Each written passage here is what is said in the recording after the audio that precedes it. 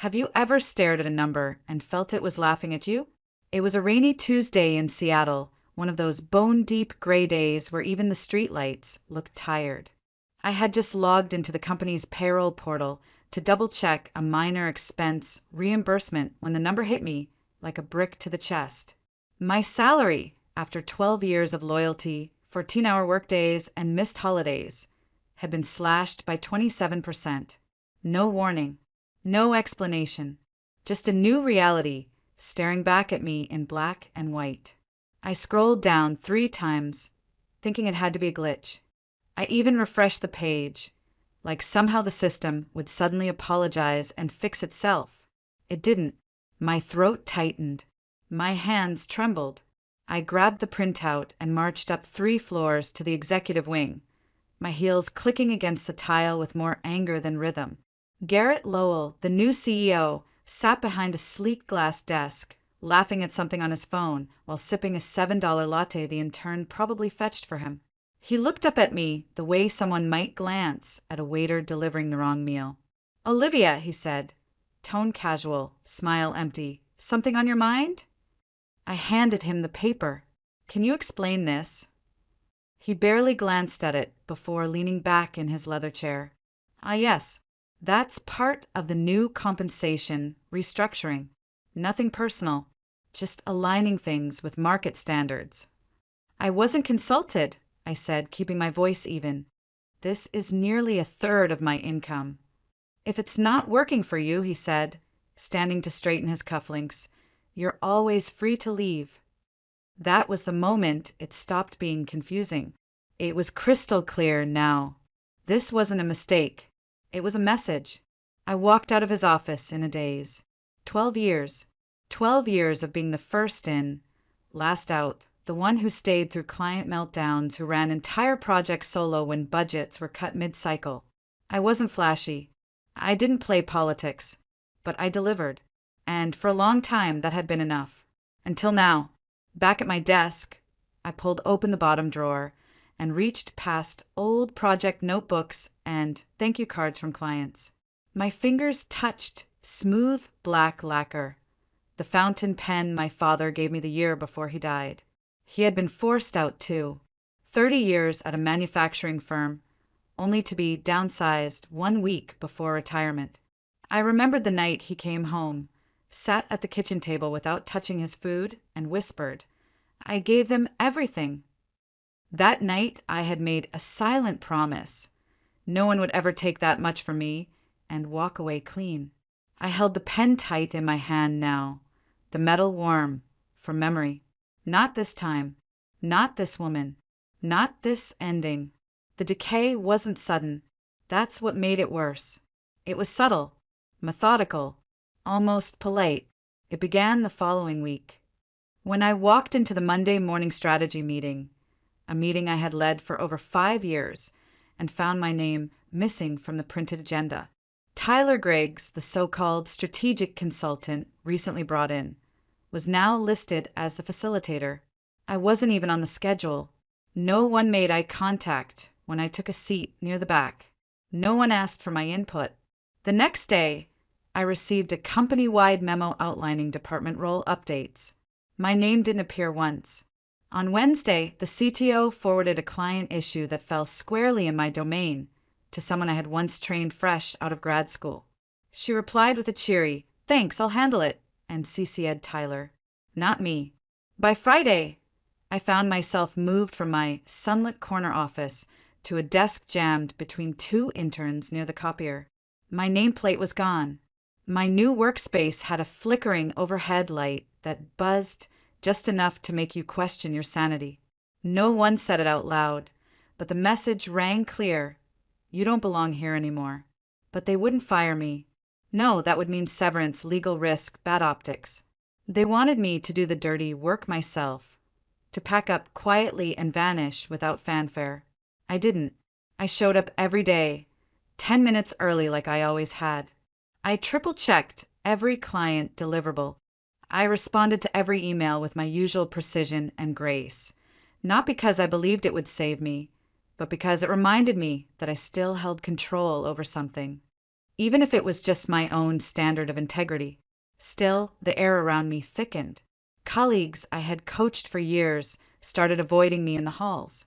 Conversations stopped when I entered a room. Slack messages dried up. Even casual, "How was your weekend?" pleasantries evaporated. It was as if I had become radioactive. Then came the worst insult, the request to train Tyler. The email landed in my inbox at 6:17 p.m. on a Friday. "Olivia, can you provide onboarding support to Tyler regarding legacy client structures? Let's keep the transition smooth. Thanks." Legacy. That was the word they used. Like I was an outdated file in a forgotten cabinet. Monday morning, I sat with Tyler across from the big touch screen in the conference room. He wore confidence like cologne, too much of it choking and artificial. "Let's keep this high level," he said, barely glancing up from his phone. "No need for the old school stuff." I stared at him for a second too long, then nodded slowly. "Sure, high level." He didn't notice the way I clenched my jaw or how my hands stayed locked together under the table, steadying a tremor I didn't want to show. By noon, I had reached my limit. I slipped out during lunch, climbed the narrow stairwell to the rooftop, a space most employees forgot existed. The wind was sharp, biting against my skin. Seattle's skies stretched heavy and gray above me. I took the fountain pen from my coat pocket, the one that still carried the ghost of my father's last days. I gripped it so tightly, it left a red groove in my palm. They were trying to do the same thing to me that had been done to him. Quiet erasure. But I wasn't going quietly. I looked out over the city, the drizzle clinging to my lashes, and I whispered through gritted teeth, "You picked the wrong woman." I came back down from the rooftop changed. Not in some cinematic blaze of fire and vengeance. No, it was quieter than that. Colder. Focused. I sat back at my desk, the buzz of the fluorescent light above me now oddly comforting in its consistency. Everything else had shifted, my title, my respect, even my identity within the company, but that light? It flickered just the same, refusing to be fixed. Just like them. I opened Tyler's onboarding spreadsheet, stared at it for a full minute, then opened a second browser tab, one the company's IT monitoring wouldn't flag. I began typing into a search bar I hadn't used in years. Washington State whistleblower protections. Employee rights during restructuring. Unauthorized use of digital signatures. My heart was pounding, but my fingers moved with mechanical precision. Over the past month, I'd noticed something off in the financial workflows, vendor approvals I didn't remember signing, payment authorizations where my name showed up but no memory followed. At first, I'd blamed the stress, the exhaustion, but now I wasn't so sure. Just then, a soft knock landed on the edge of my desk. I turned. It was Nina Patel, junior accountant, barely a year into the company, always polite, always quiet. She looked over her shoulder, then leaned in slightly and slid me a sticky note. For words. No punctuation. No context. Just, "Check vendor invoice web 86. I looked up at her, but she was already walking away, blending back into the humming office like nothing had happened. But something had. The wind had shifted. That evening, I waited until most of the floor had cleared out. Friday happy hour was a good time for ghosts to work. I pulled up the invoice Nina had flagged. At first glance, it was nothing. $18,500 for operational consulting, linked to a recently restructured client account. The vendor name, Cortiva Consulting.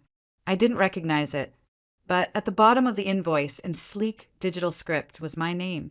Olivia Hart, authorized digital signature on file. Only I never signed it. I opened the internal vendor log and traced the approval path. It was tied to my user credentials, time-stamped during a week I was out sick with a doctor's note and prescription records to prove it. A chill rippled down my spine. I searched Cortiva Consulting across the company's vendor history. 3 other payments appeared, all within the past 6 months, totaling over $87,000. Each one approved by me. each one tied to client files I had either led or recently been removed from. I sat there for a long moment, eyes dry, mouth bitter. They weren't just pushing me out. They were laundering money and using my name to do it. I was the perfect scapegoat, respected, tenured. A little too quiet, a little too isolated lately. If an audit came, and it would, I'd be the one holding the bag. Garrett would walk away smiling. Tyler would stay clean. And I'd be remembered as the legacy employee who cracked under pressure and fudged the numbers on her way out. No, not this time. I copied everything. Every invoice, every approval log, every login trail. I backed them up twice, once on a flash drive hidden behind the photo frame of my dog, and once to a secure, encrypted cloud account I hadn't used since graduate school. Then I sat still, hands folded, and breathed through the storm gathering inside my chest. I wasn't just going to survive this. I was going to unmake them from the inside out. Monday morning arrived with the usual fog rolling over the sound and the bitter scent of burnt office coffee filling the break room. I brought Nina a cappuccino and left it gently on her desk without saying a word. She looked up at me, just for a moment, and gave a subtle nod. No smiles, no pleasantries, just acknowledgement. We both knew. Over the weekend, I had gone deeper, digging through every archived approval, every audit trail where my name had appeared without consent. The further I went, the more rot I found. At least 2 other vendors, Lyric Partners and InventForge Consulting, had been paid through the same pattern, vague service descriptions, inflated amounts, and my digital signature acting as the final stamp. The totals crossed 6 figures, all within the past year, all tied to accounts I had either managed or had been suddenly removed from. There was no longer any doubt. This wasn't incompetence. It was criminal. Worse, it was strategic.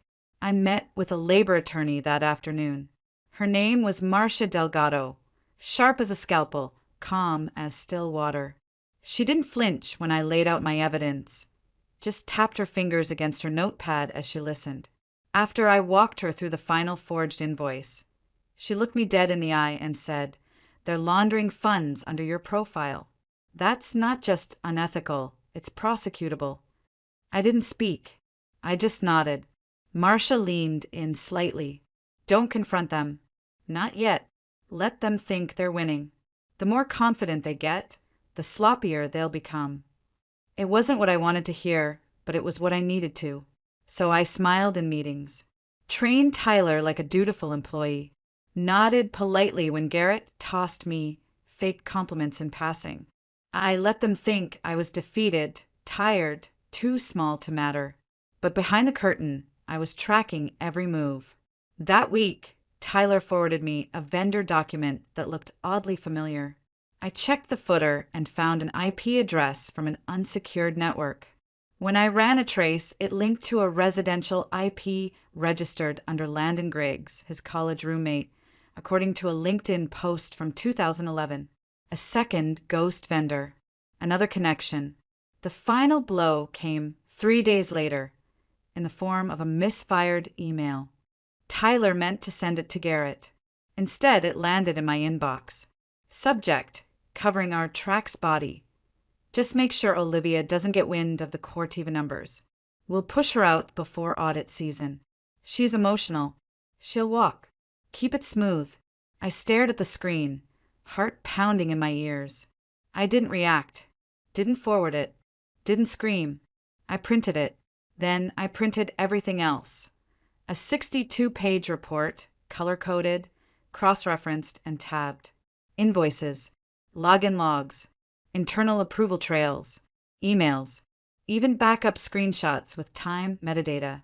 I added an appendix for good measure and made 5 copies. 1 for my attorney, 1 for the board of directors, 1 for internal compliance, 1 for insurance, and 1 for me. But before I made a move, I needed leverage, something Garrett and Tyler couldn't spin, delete, or bury. So I called Mariton Analytics, our biggest legacy client. I had handled their account for nearly 8 years. We trusted each other. I scheduled lunch with their COO under the pretense of reviewing back-end access and vendor touchpoints. Halfway through her salad, I asked, "Hey, random question. Have you ever worked with a firm called Cortiva Consulting?" She paused. "Cortiva?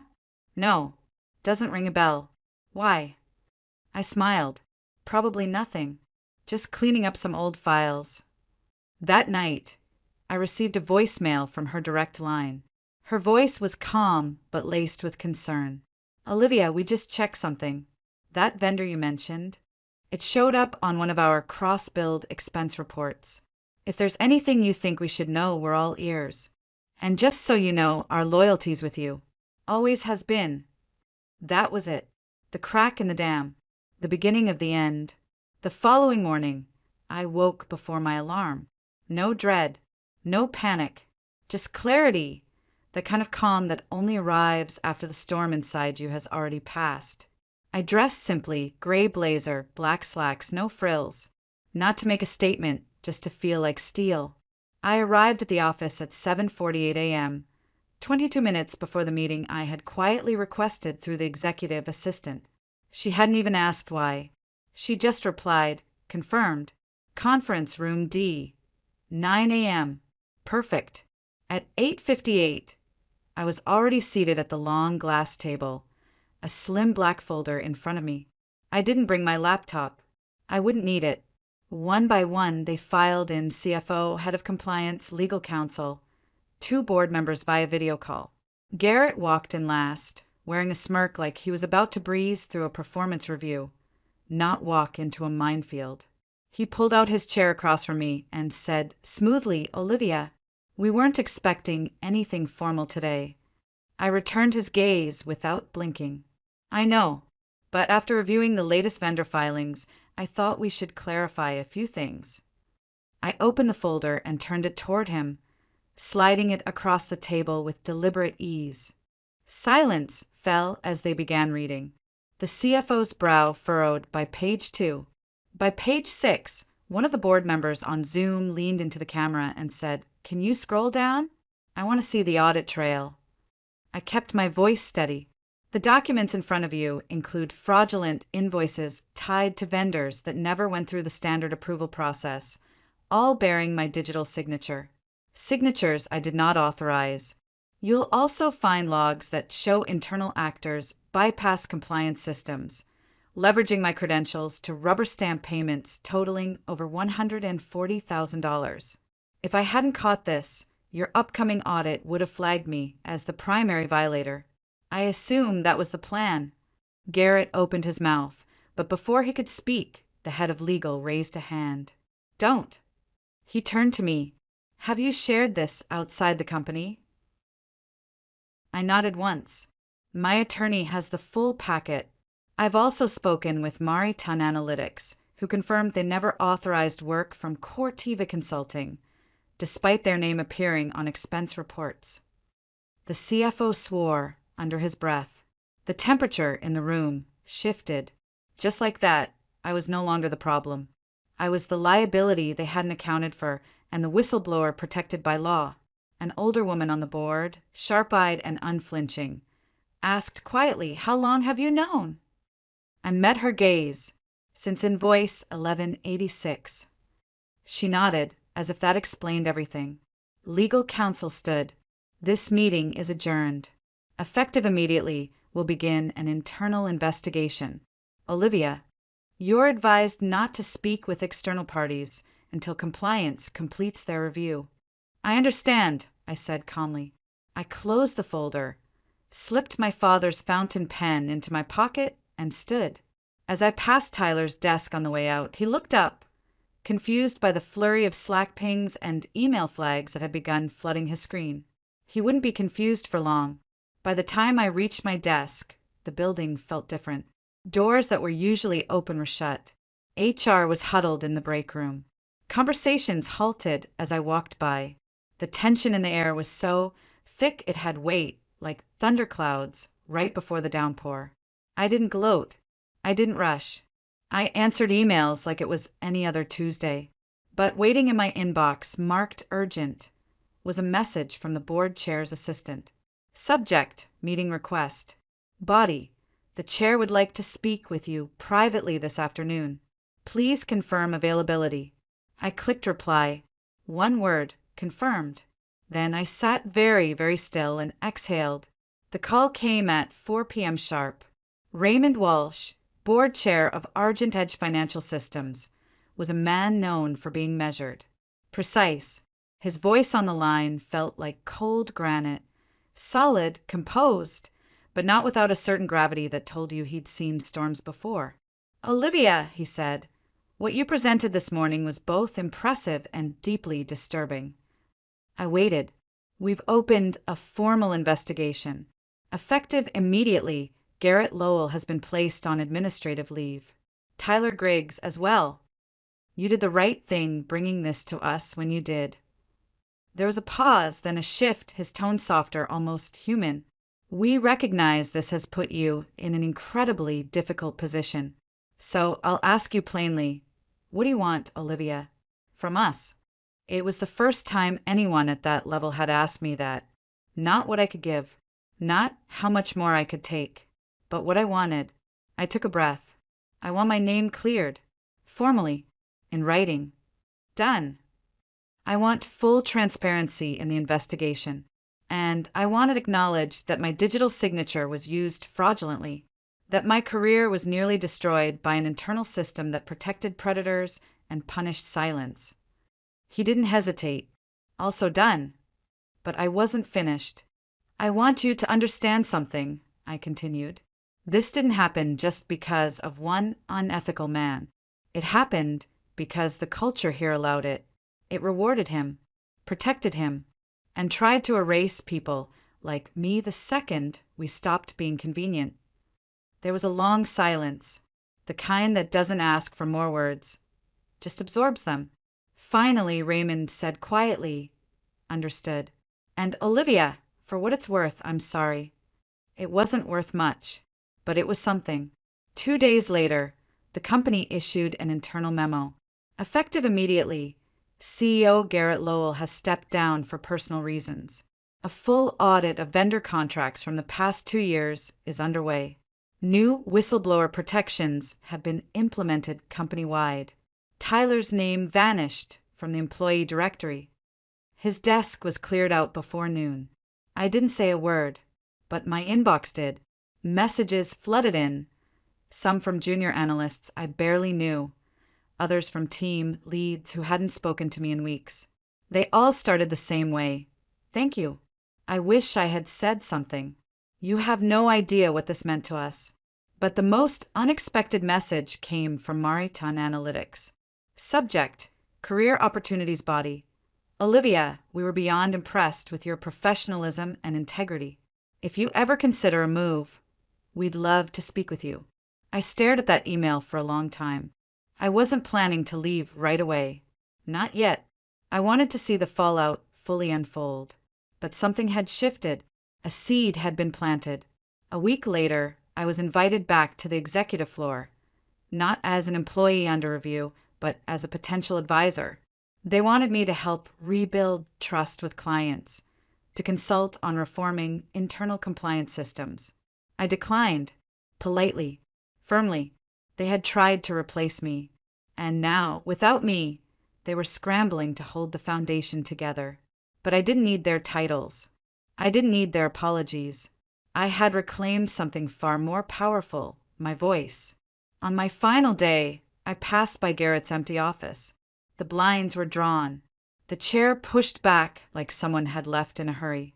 I paused for a moment, not out of bitterness, just reflection. Then I kept walking. I took the elevator down, slowly, alone, the hum of its descent matching the quiet rhythm of my own breath. In my hand, a plain white envelope containing my company badge. I'd leave it on my desk like an old receipt. No announcement, no farewell cake, no hollow speeches. Just done. As I stepped out into the lobby, I looked up at the security camera tucked in the corner. For a brief moment, I almost smiled. Not because I was proud, not because I had one, but because I had nothing left to fear. Outside, The Seattle drizzle had returned, washing the sidewalks in that soft, silvery gray the city was famous for. I walked 4 blocks to a building I had passed dozens of times but never entered. Mari Tun Analytics. The glass door slid open as I approached, as if recognizing me before I even reached it. Inside, the air smelled like polished wood and freshly ground coffee. Calm, purposeful. They didn't just offer me a job. They offered me something rarer: respect. By the end of that week, I had signed on as their new senior advisor for client strategy. Not because I needed the title, but because I wanted to build something that wasn't held together by silence and fear. My first act? Rewriting their internal whistleblower protocol from scratch. I didn't post about it on LinkedIn. I didn't give interviews. I didn't go viral. But the messages came anyway. Private ones. Quiet ones. Olivia, you don't know me, but your story gave me the courage to file my report. I've been sitting on something for months. You reminded me I'm not powerless. I thought I was alone. That's when it hit me. This had never really been about revenge. That was just the first door, the fire that cracked the shell. What came after was something else. Something quieter, stronger, more enduring. Legacy, not in the form of plaques or headlines, but in the systems rebuilt, the silence broken, the women who now knew their value wasn't determined by a title or a salary or someone else's timeline. One afternoon, I found myself near the Argent Edge building again. Not out of nostalgia, just passing through. I glanced up at the 7th floor. The lights were on. New faces sat behind desks that had once held my unpaid overtime, my late-night client decks, my missed birthdays. And I didn't feel anger. I didn't feel regret. Just distance and peace.